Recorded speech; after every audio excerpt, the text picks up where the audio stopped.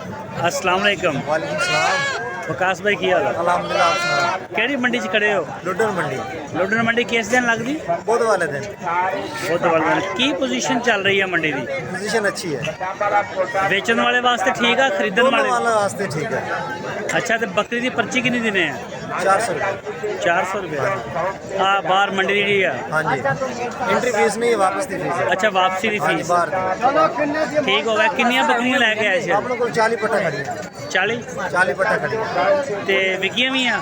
हाँ जी, कितनियां बेचती 8-10 विकी, 8-10। बाकी 40-45। चल इधर पास है ये 20 पट्टे ने वड्डियां। अच्छा, ए दसो इन्हां दोंदियां चौगियां खीरियां ने? ये दोंदियां ते खीरियां ने, एक दो चौगियां बाकी सारी ते दोंदियां। नस्ल केड़ी है ये? मक्खी चीनी मदरसे वाले।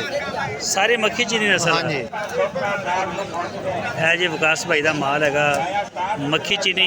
अच्छा, आ 20 पट्ठा ने? हाँ जी, 20 पट्टे। अगर 20 पट्ठा की इस तरीके नाल डील हो जाती है अपनी, आ जाओ, ते एदा की हिसाब लगेगा पुट्ठे का? इस तरीके नाल अगर कोई बंदा चुकदा साढ़े कोल 20 20 55 हज़ार 55,000 फाइनल है।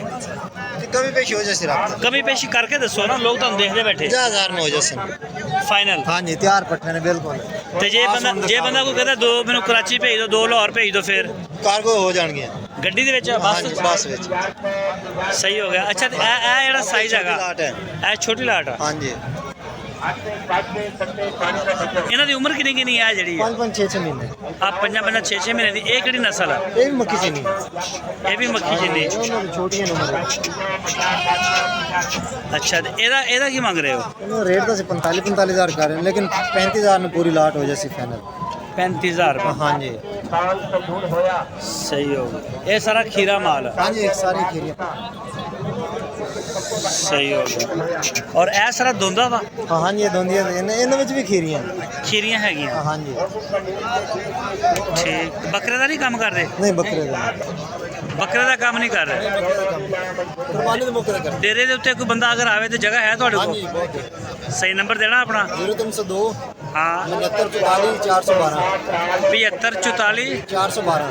412। इस तो इलावा होर मंडी केड़ी केड़ी करते हो? आप हर मंडी करने नहीं दसो केड़ी केड़ी? लुडन, खैरपुर, कारांवाला, चक मदरसा, हरुणाबाद। मदरसे भी जाने? हाँ जी, मदरसे का रेट किहो जिहा है? सबसे हैवी है। ज़्यादा रेट आ जी तुसीं 50,000 की पट दसी है, मदरसा मंडी च किन्ने दी हो जाएगी? 60,000 में शेयर है।